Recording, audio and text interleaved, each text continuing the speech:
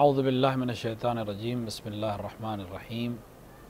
الحمدللہ رب العالمین وصلی اللہ علی سیدنا محمد وآلہ الطیبین الطاہرین۔ ناظرین کرام، آپ سب کی خدمت میں اور آپ سب کی جانب سے امام عصر عجل اللہ تعالی فرجہ الشریف کی خدمت میں ان کے جد بزرگوار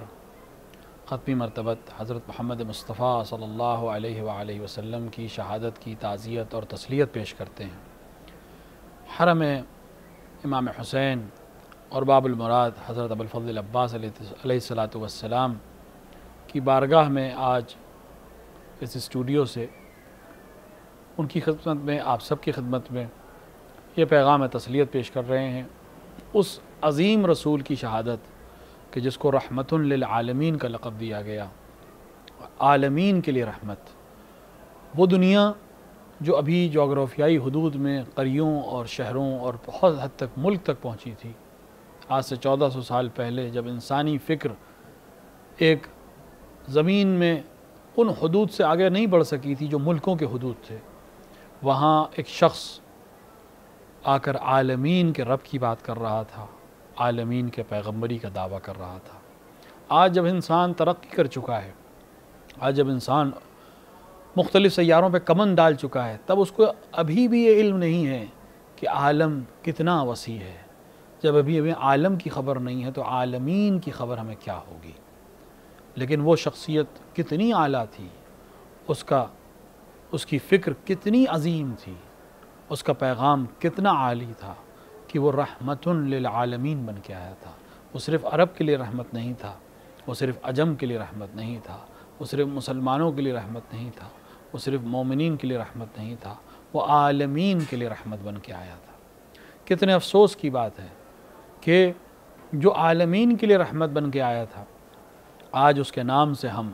دہشت گردی کو منسوب ہوتا ہوا سن رہے ہیں۔ آج اس کے ماننے والوں کو خون ریزی کرنے والا مشہور کیا جاتا ہے۔ اس کی وجہ یہ ہے کہ ہم نے عالمین کے رحمت بن کے آنے والے اس رسول کے پیغام کو صحیح طریقے سے نہ سمجھا نہ سمجھایا، ان لوگوں سے پیغام حاصل نہیں کیا جن سے حاصل کرنے کا حکم رسول نے دیا تھا۔ رسول نے کہا تھا میرے بعد میری کتاب اور میرے اہل بیت، کتاب اللہ و اطرتی، اللہ کی کتاب تمہارے درمیان ہے اور میرے اہل بیت تمہارے درمیان ہے، ان سے تمسک کرنا، ان کے ساتھ رہنا، کیونکہ یہ دونوں ایک دوسرے سے جدا نہیں ہوں گے۔ لہٰذا مسلمانوں نے جب قرآن سے تمسک کیا اور اہل بیت کو چھوڑ دیا، اہل بیت کے طرف آئے اور قرآن کو چھوڑ دیا، تو رسول کی حدیث پر عمل نہیں کیا۔ نتیجہ یہ ہوا کہ رحمت للعالمین کہلانے والا نبی، رحمت للعالمین نبی کے ماننے والے دہشت گرد کہلائے۔ ہم بادشاہوں کی تعریف میں لگ گئے، ہم سلاطین کی مدح سرائی کرتے رہے، لیکن ہم نے رسول کے پیغام کو نہیں سمجھا۔ آج روز شہادت رسول اکرم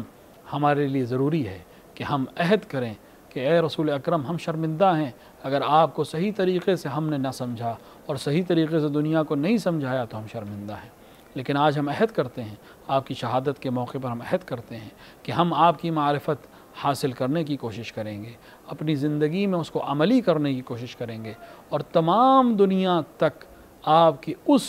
تصویر کو پہنچائیں گے جو آپ کی واقعی تصویر ہے، آپ کو رحمت بننے کی تصویر۔ وہ رسول جس دن سب سے بڑا دن تھا آپ کے لیے، جس دن تمام مظالم کا بدلہ لیا جا سکتا تھا، اس دن اس نے رحمت بن کر دکھایا۔ دیکھیں، انسان جب کمزور ہوتا ہے بہت ممکن ہے کہ وہ کسی سے کہہ دے کہ ہاں میں نے معاف کیا، کیونکہ وہ کچھ کر نہیں سکتا ہے۔ لیکن جب طاقت پوری اس کے پاس ہے، جب کنٹرول پورا اس کے پاس ہے، جب 10,000 تلواریں اس کے پاس ہیں اور سامنے وہ شہر ہے جس نے کل اتنی اذیت کی تھی کہ شہر چھوڑنے پہ مجبور ہو گیا تھا، آج وہ قدموں میں ہے۔ لیکن کہنے والے نے جب الیوم یوم الملحمہ کہا تو رسول جو رحمت للعالمین تو اس نے کہا الیوم یوم المرحمہ۔ اس نے اس اعلان کے ذریعے دنیا تک پیغام پہنچایا کہ میں رحمت للعالمین ہوں، میں زندگیاں دینے آیا ہوں، میں موت کا دیوتا نہیں ہوں، میں زندگی کا پیغمبر ہوں۔ آج ہمارے لیے بھی ضروری ہے کہ پیغمبر کی رحلت کے موقع پر ہم دنیا تک پیغمبر کی واقعی پیغام کو پہنچائیں، پیغمبر کی رحمت للعالمین کی صدا کو پہنچائیں اور اسلام کے واقعی چہرے کو پیغمبر کے ذریعے سے پہچنوائیں۔ خداوند عالم ہمیں توفیق عطا فرمائے کہ ہم رسول کے سچے ماننے والے اور رسول کے سچے کلمہ گو بن سکیں اور دنیا تک رسول کو پہنچا سکیں۔ والسلام علیکم ورحمۃ اللہ وبرکاتہ۔